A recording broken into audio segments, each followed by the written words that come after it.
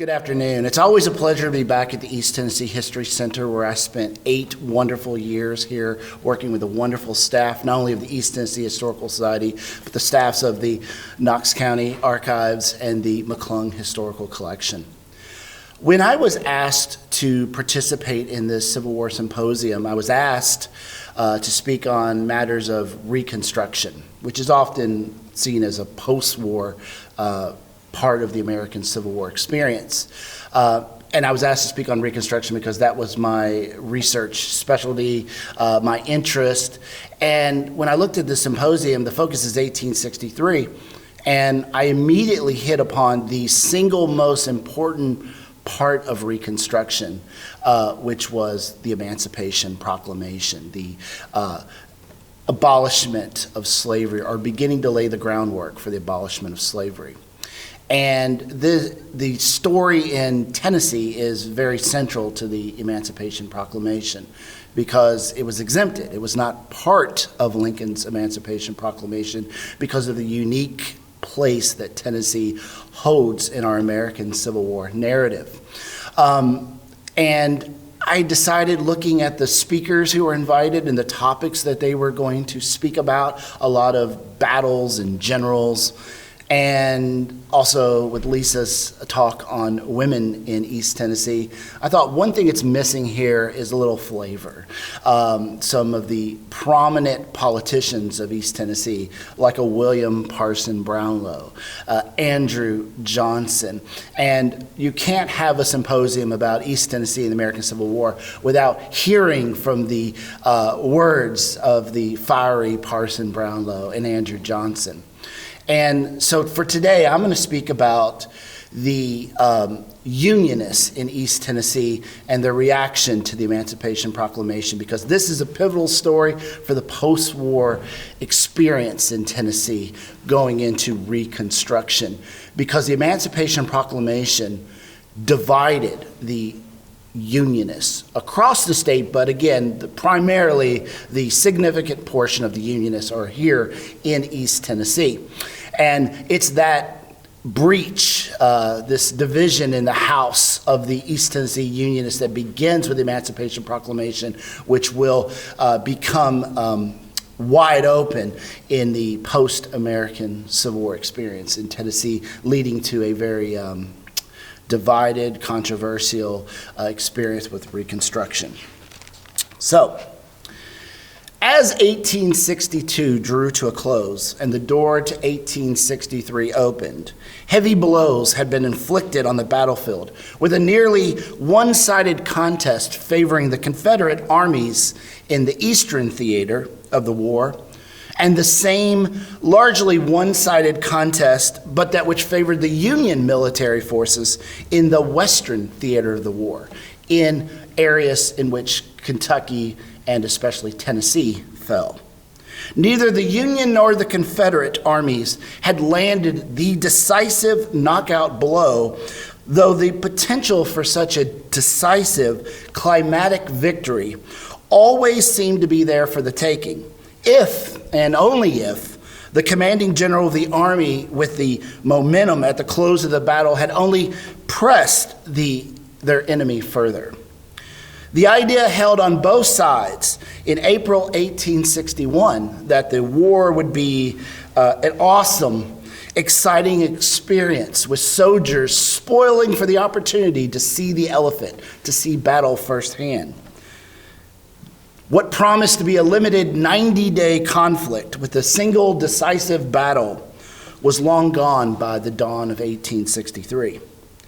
That idea had now been replaced by remorseless revolutionary struggle, with different meanings for both the Union and the Confederacy. The cost of the war was alarming, horrific in the price tag, not only in terms of financial terms, but also, especially, in the price paid in human lives lost, and those permanently scarred both physically and emotionally. To be sure, few Americans at the dawn of 1863 had any fondness for the war at all. And while 1863 would prove to be more of the same on the battlefield, yet another inconclusive year. President Abraham Lincoln's January the 1st, 1863 war measure, the Emancipation Proclamation, rooted in his Article 2 constitutional power as commander-in-chief, was the entering wedge of dissension in the firm bedrock of Tennessee Unionism. Alarmed that Lincoln had broken his solemn promise not to interfere with slavery, not to use the war as a means to an end for slavery, but rather only to preserve the Union, a number of East Tennesseans rallied like-minded Unionists across the state to challenge those Unionists who had become radicalized by the events of the war, to accept emancipation and other prescriptive radical policies with the intent to punish the rebels for their treason, thus foreshadowing the bitter post-war struggle for control and reconstruction in the volunteer state. East Tennessee's Unionists, like Unionists across this great state, was never a homogeneous group, although among them there tended to be an overwhelming majority of Old-Line Whigs, the opponents of Andrew Jackson's Democratic Party. But one only has to look at what were possibly the triumvirate of East Tennessee's Civil War Unionists, the unlikeliest of alliances, a motley group indeed, to discover strange bedfellows within the Unionist house. And today I'll be speaking about the triumvirate that I refer to as William Brownlow, Andrew Johnson, and Thomas Nelson. And up here on my Mount Rushmore, I throw in Abraham Lincoln because I'm contractually obligated as an employee of Lincoln Memorial University to work Lincoln into anything that I do.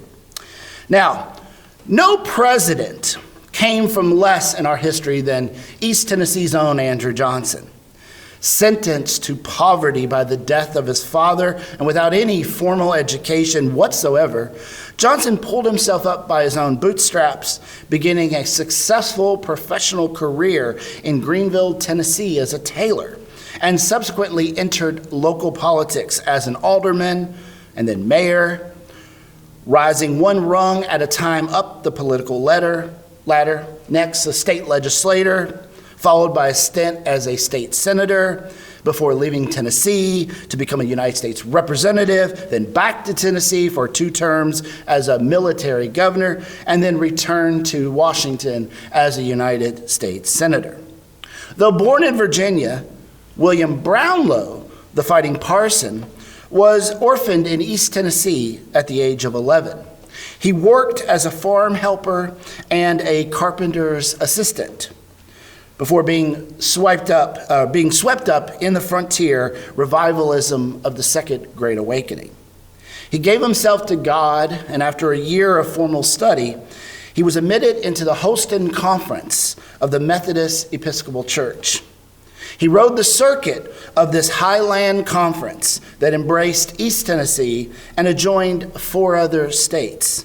And in the process, he waged a mighty struggle for the souls of mountaineers. To get a sense of Brownlow's own sense of self-importance, one need only to realize that Brownlow, at the ripe age of 29, felt like his own life was already worthy of a biography, which he penned himself. In a moment of self-reflection, he even wrote out a list of charges, which could be made against him. Inconsistency of character, quarrelsome nature, violent style of writing, a no-talent preacher, devoid of polite manners, unpopular. After nearly a decade spent circuit riding, he settled down and got married and made Elizabethton, Tennessee, his home. There, the Methodist preacher met a Presbyterian lawyer and a Whig loyalist named Thomas Amos Rogers Nelson, completing our triumvirate here. Nearly 7 years, the parson's junior, Nelson and Brownlow became fast friends, with the former encouraging the latter to point his vituperative pen towards Democrats by establishing a partisan newspaper in their town. Within a year, Brownlow's Whig had torn the town asunder in political strife, which led an unknown assailant to fire shots at his editor, resulting in Brownlow moving briefly to Jonesboro, where Nelson followed him, before the fighting parson subsequently moved to Knoxville, Tennessee, with his newspaper. While Brownlow's abrasive personality caused him trouble within his own Whig party, the Whig party leaders, from time to time, reserved their greatest venom for a common enemy in the Democrats. And the Whig party leaders, with Brownlow's assistance, aimed their pens, their political anger towards Andrew Johnson, who Brownlow both prayed and preached against. According to Brownlow, Johnson was an atheist, a willing tool of the Pope and all Roman Catholics, who were flocking at that point in time to the United States and into the arms of the Democratic Party. One October evening in 1856, the parson, speaking to a crowd in a public square in Nashville, Tennessee, almost wholly under the window of Governor Johnson, he was whipping up the crowd into a fury, and then he shouted, quote, "Your governor here upon his own dunghill, an unmitigated liar, a villainous coward. He is a member of a numerous family who are generally thieves and liars. And though he is the best one of the family I have ever met with, I unhesitatingly affirm tonight that there are better men than Andrew Johnson in our penitentiary." Meanwhile, as Brownlow continued to dip into his vituperative inkwell and ventilate his political opponents in the press as the voice of Tennessee Whiggery, Nelson, the ever-faithful Whig foot soldier, methodically grew in stature as a party man over the course of the 1840s and 1850s, finally securing a critical electoral post, a seat in the United States House of Representatives in 1859.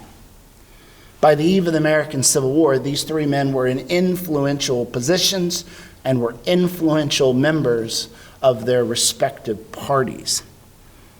And by the eve of the American Civil War, the public character of these three East Tennessee Unionists was perfectly clear, with neither of them straying from their unionism in any significant way, but also not straying from their party lines.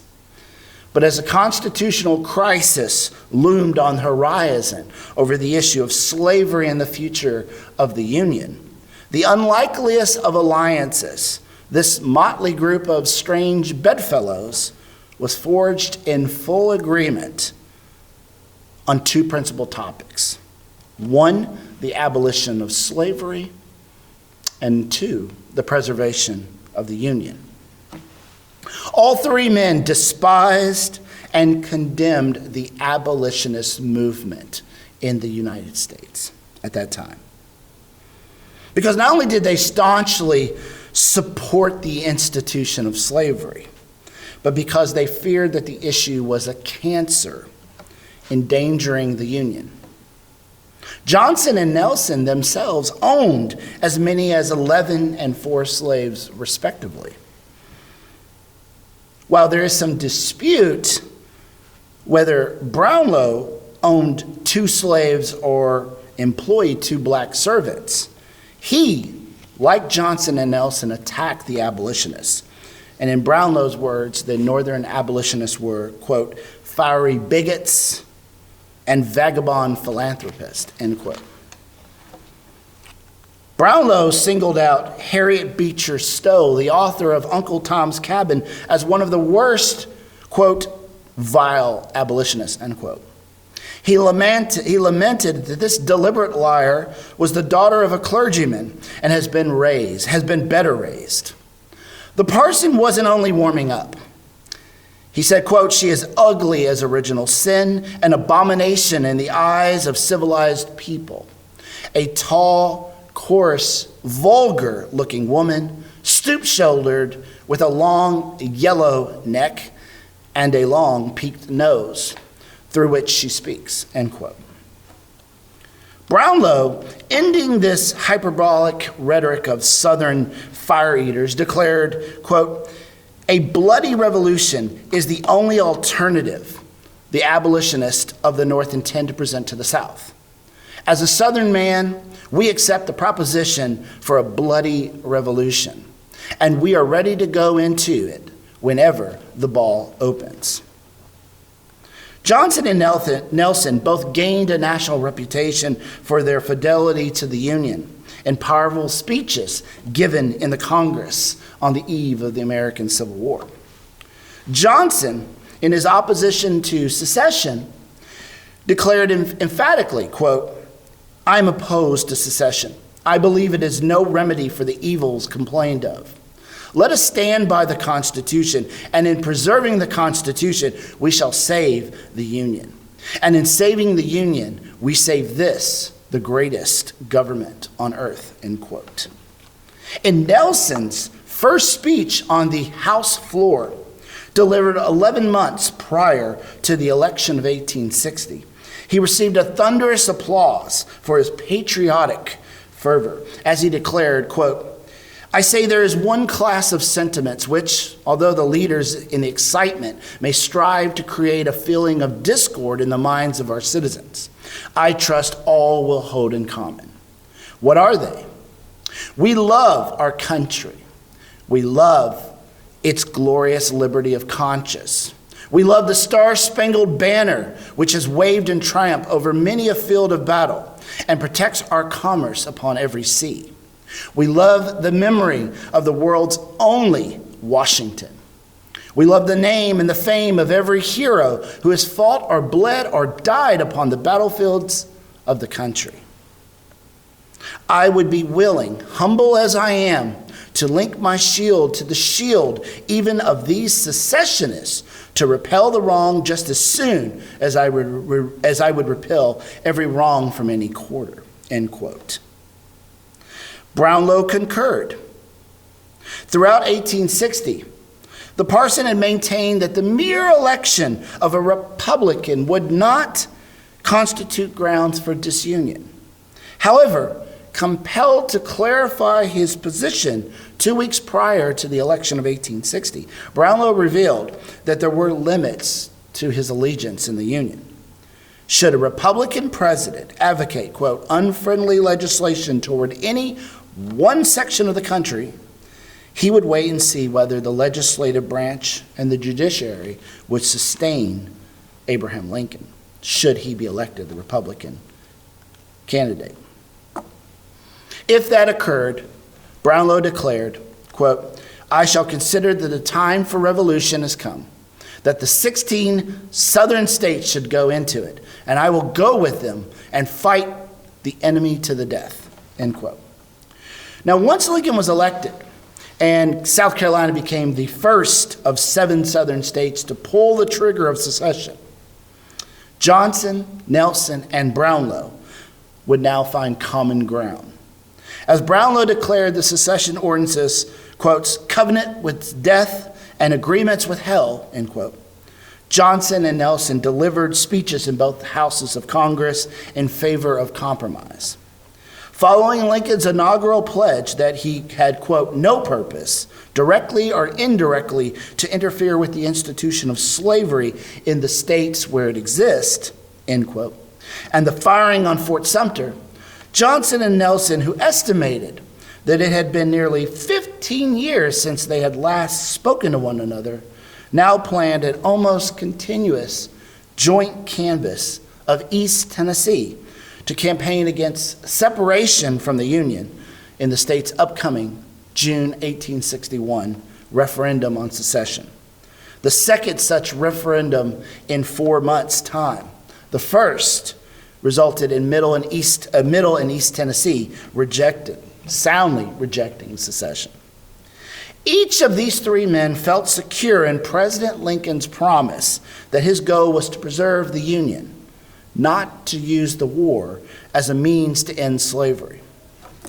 Carefully reviewing Lincoln's inaugural address and each of his post-Fort Sumter proclamations, Nelson, in his notes here, in his papers up on the third floor of the McClung Historical Collection, came to the conclusion, which he scribbled here on this piece of paper, that, quote, a subjugation of all southern states not intended, end quote.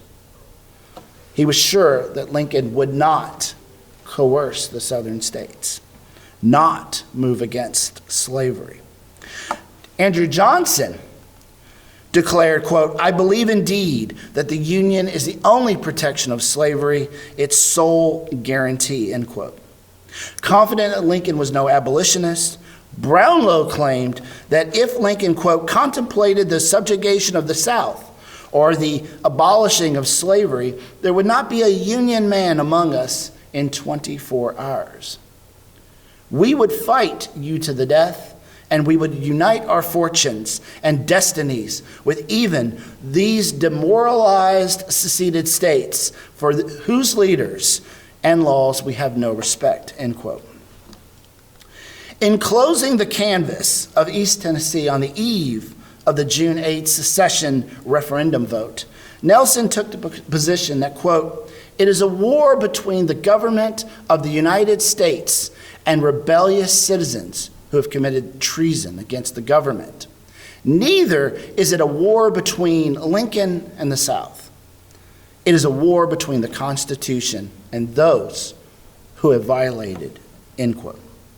As the returns from the June 8th secession referendum vote came in all across East Tennessee, Unionist leaders had reasons to be elated. Now, whereas Middle Tennessee would do an about face and join with the western counties of the state in supporting severing their relations with the Union, only 5 East Tennessee counties, strong Democratic counties, voted in favor of disunion. East Tennessee had held firm, voting more than 2-1 against leaving the Union, and much of that has to do with the leadership of Johnson, Brownlow, and Nelson. With Tennessee becoming the 11th and final state to officially secede from the Union, Nelson, who had only recently been elected the president of the East Tennessee Unionist Convention, issued a call to convene in Greenville, Tennessee on June the 17th. Some 285 delegates from across the region assembled and approved a declaration of grievances in which East Tennessee Unionists charged that the June 8 referendum passed due to political chicanery, voter suppression, and ballot manipulation. Secession, East Tennessee Unionists claimed, was sustained, quote, by deception and falsehood, end quote. Moreover, they asserted that no laws had been passed by Congress to oppress the people of the state, that the Constitution had, quote, done us no wrong, and that President Lincoln had, quote, made no threats against the law-abiding people of Tennessee, end quote. Eager to form a separate state of East Tennessee, to secede from Tennessee, the delegates followed the Constitution's requirement that they first obtain permission from the General Assembly to do so.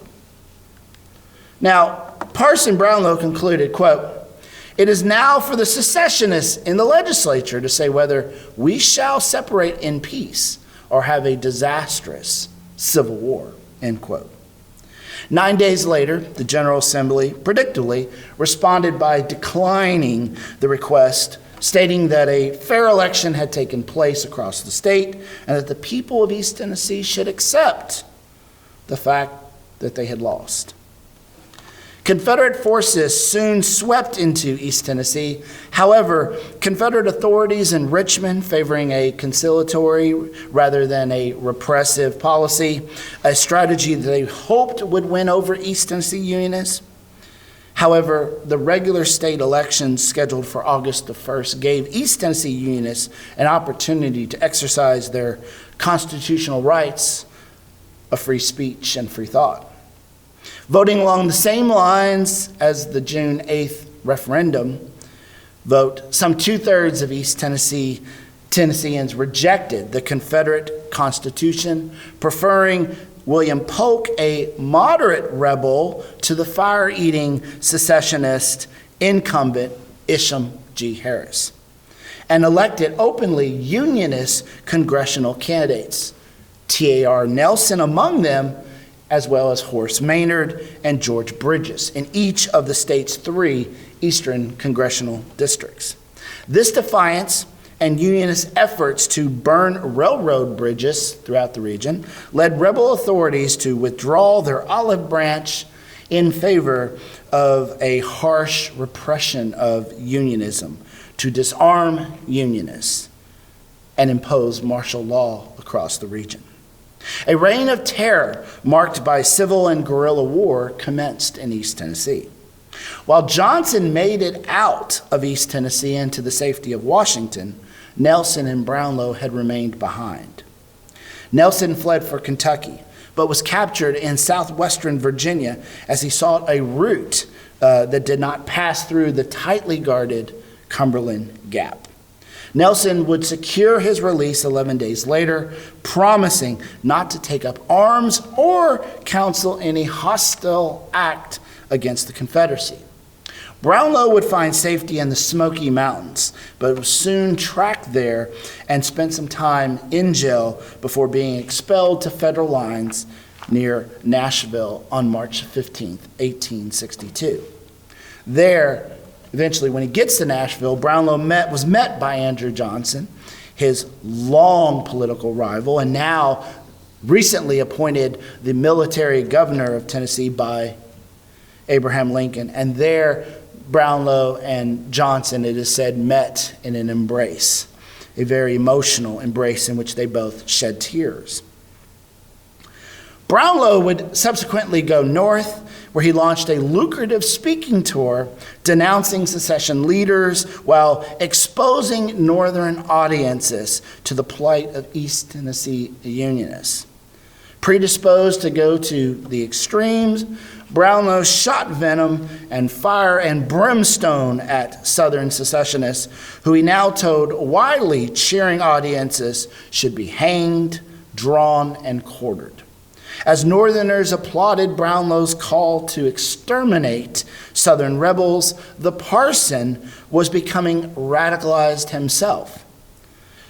Johnson's task to restore a loyal Tennessee to the Union resulted in his own shift towards a radical repressive policy as well.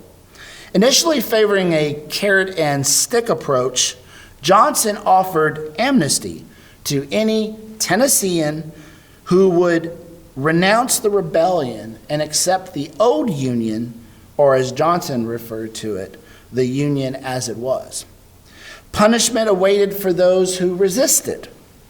When the rebels in Nashville soundly rejected Johnson's offer of the carrot, Johnson struck hard with his stick, arresting the current mayor, a former governor, and several secessionist ministers. He turned out all the local politicians that refused to take an oath of allegiance to the United States of America.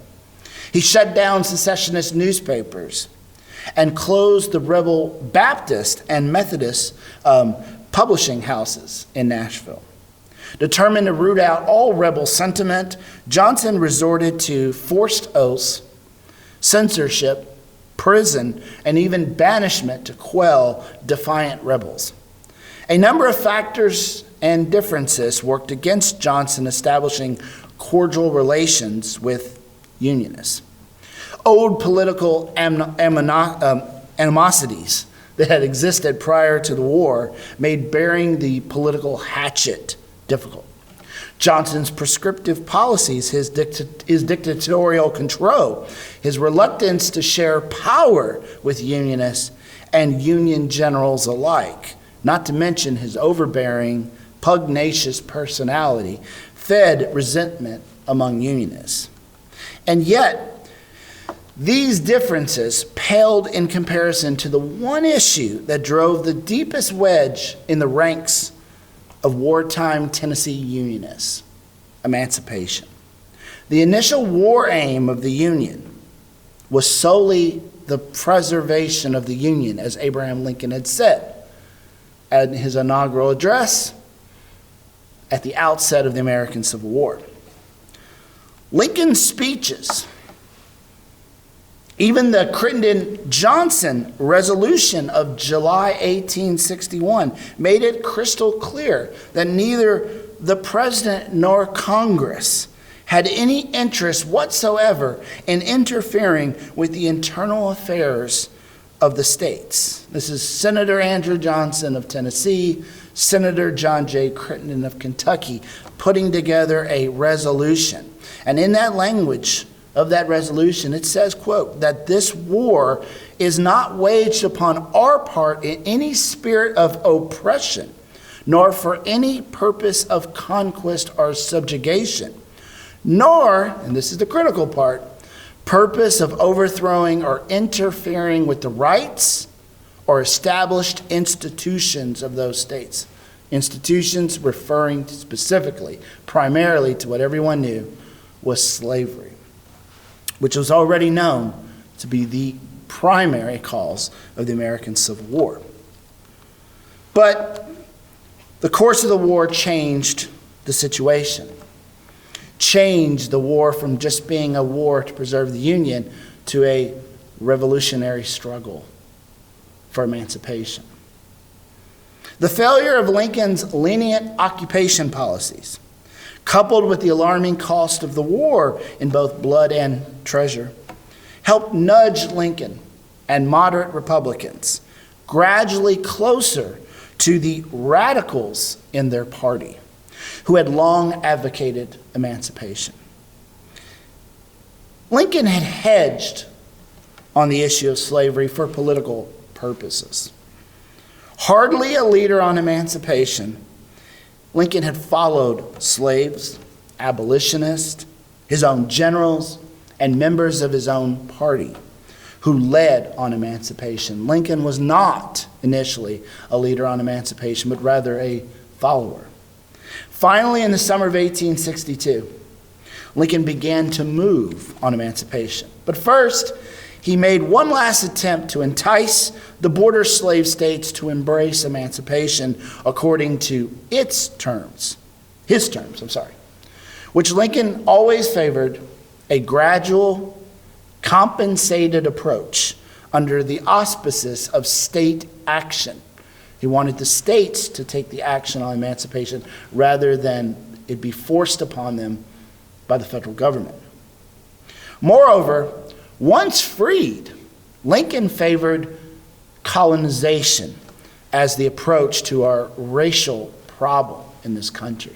That is, that once freed, the African American men, women, children would not live in these United States, but rather outside the borders of the United States. Projects to colonize African Americans into Western Africa and the Caribbean were made in earnest throughout the early and mid-1800s. But when an approach failed in 1863 to 1864 in what is now Haiti, Lincoln would turn away from colonization. When the border slave states rejected Lincoln's plan, he offered one last alternative to the rebellious states: his preliminary Emancipation Proclamation of September 1862. Now, it threatened to end slavery in areas behind rebel lines unless the South capitulated. Lincoln's initial Emancipation Proclamation was a warning to Southern leaders that they still had the opportunity to keep their slaves if they would lay down their arms and go back home peacefully before January 1st, 1863. When his offer was rebuffed and the Confederates maintained their presence on the battlefield, the Emancipation Proclamation went into effect. Careful not to further alienate the slaveholding Unionists in the border slave states, Lincoln exempted these states as well as those in areas under federal control where the work of wartime reconstruction, restoring loyal civil governments in the seceded states, was well underway, such as in Tennessee. This is always one of my favorite quotes. John Jay, one of Lincoln's two secretaries, he speaks to the effect of the Emancipation Proclamation and what it meant. John Jay said in reflection years later, quote, "Everyone seemed to feel a new sort of exhilarating life with the Emancipation Proclamation. The president's proclamation freed them as well as the slaves. It was no longer a question of the Union as it was that was to be reestablished. It was the Union as it should be, that is to say, washed clean from its original sin. We were no longer merely the soldiers of a political controversy. We were now the missionaries of a great work of redemption, the armed liberators of millions. The war was ennobled, the object was higher." And thus the Emancipation Proclamation was going to change society across this nation. Now, while Johnson, a slaveholder and a staunch defender of slavery, had repeatedly asserted that the Lincoln administration did not have the legal authority to abolish the institution of slavery, and he had convinced President Lincoln to exempt Tennessee from the proclamation lest irreparable damage could occur, splitting the Unionist ranks. Johnson was Lincoln's lieutenant, the president's right-hand man in Tennessee during the American Civil War. And following Johnson's appointment as the military governor of the state, Johnson and Lincoln were now joined at the hip. And so Johnson, cajoled by Lincoln, convinced that the slaveholders had to pay now for their part in this war, was earnestly trying to sustain his commander-in-chief's policy in mid-1862 and going forward, when he proclaimed in Nashville, quote, "I am for this government above all earthly possessions, and if it perish, I do not want to survive it. I am for it, though slavery be struck from existence and Africa swept from the balance of the world. I believe indeed that the Union is the only protection of slavery, its sole guarantee. But if you persist in forcing the issue of slavery against the government, I say in the face of heaven, give me my government and let the Negro go." End quote. Johnson was becoming radicalized as a part of the Lincoln administration in his capacity as military governor of Tennessee. As for William Parson Brownlow, while he was on his tour of the North in 1862, as Lincoln's Emancipation Proclamation, its preliminary Emancipation Proclamation is announced, Brownlow, speaking to Northern crowds, was becoming radicalized. He would do an about-face and an unqualified support for immediate and unconditional emancipation. Moreover, he now fully endorsed the arming of black soldiers into the Union ranks, another aspect of the Emancipation Proclamation that is largely untaught in our schools, is that it opened and paved the way for the recruitment of African American soldiers into the United States military. Now, in racially charged language that is offensive today, and I always counsel my students that these are their words, but it's important that you hear the words of the people from the time with proper context. In racially charged language, Brownlow declared, quote, "It was the nigger question that brought on this infernal war. Now let us make them sick of it. Let them howl when their niggers leave them, and let them cry over a violated Constitution when their niggers are armed and dressed in the federal uniform," end quote. This is very clear, this transition now, punishing the South for the American Civil War.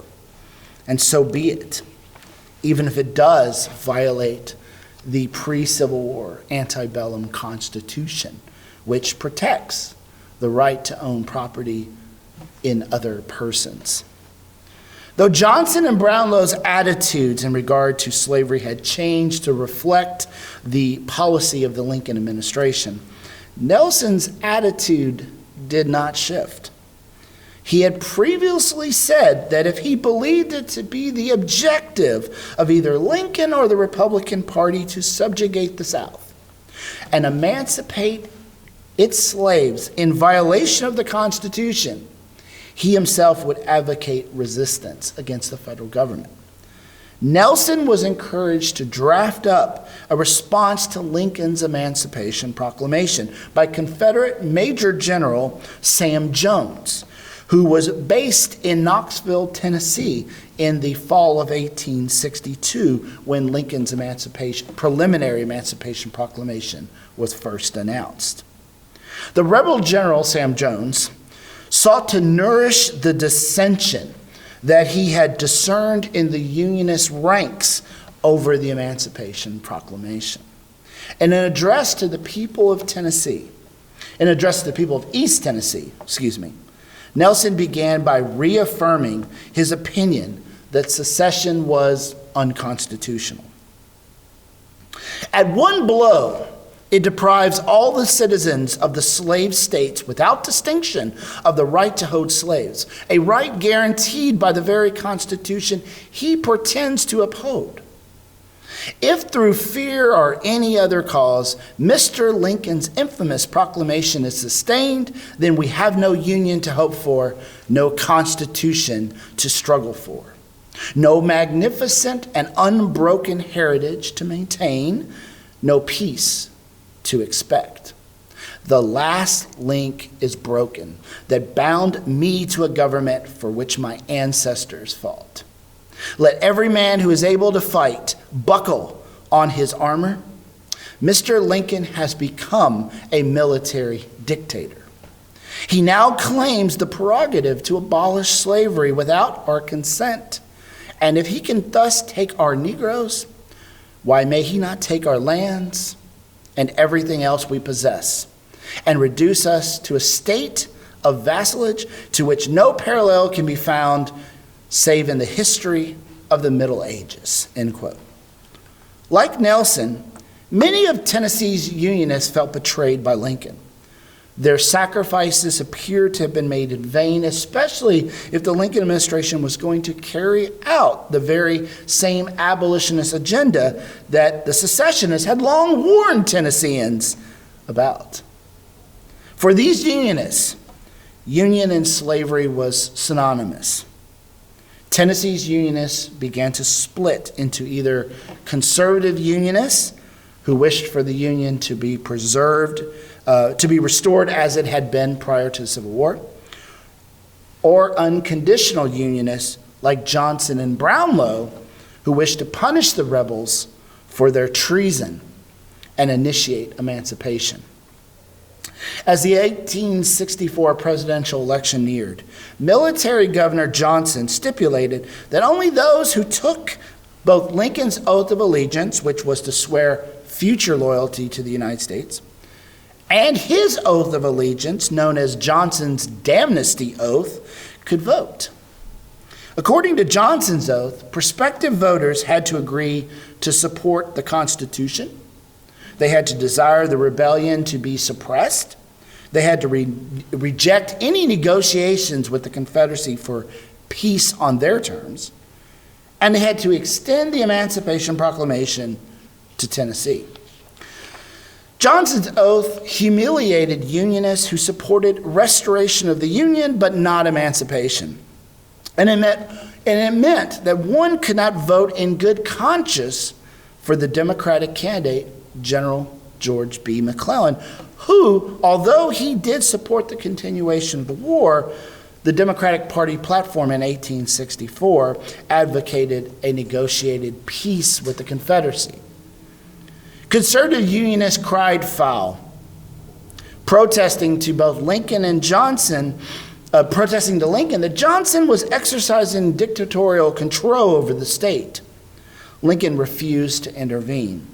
He had come to trust the fiery war Democrat Johnson, who now supported his policies, and the war was nearing completion at this point of restoring civil government also in Tennessee under Johnson. Whereas emancipation was indeed the entering wedge that left Tennessee's Unionist House divided, the election of 1864 and Johnson's use of the oath contributed to a widening schism as Brownlow and Johnson largely silenced their conservative Unionist critics as they called a Unionist convention to meet in Nashville in January 1865. At this January 1865 convention, it was controlled by the unconditional Unionists, many of whom had only recently returned from exile and were determined to set the tone for Tennessee's Reconstruction era. They repudiated secession. They nullified the actions of the rebel legislature. They elected an unconditional Unionist government, and they amended the state constitution to abolish slavery. Thus, Tennesseans taking action against emancipation at the state level rather than being compelled by the federal government. And of course, this is a convention that is now controlling Tennessee, and it's a minority of Tennesseans. The convention's measures were submitted for a popular vote to be held on February 22nd, General George Washington's birthday, a national holiday prior to the 20th century. A general election for state officials followed on March the 4th. Johnson's oath ensured that Brownlow would win the governor's office and that he would be supported by like-minded, unconditional Unionists to help push a radical, prescriptive legislative agenda that was meant to punish and disfranchise the rebels. The same traits that worked to undermine Johnson's relationship with the Unionists would threaten to tear asunder Brownlow's Reconstruction government, but that is a story for another day and another talk. Thank you.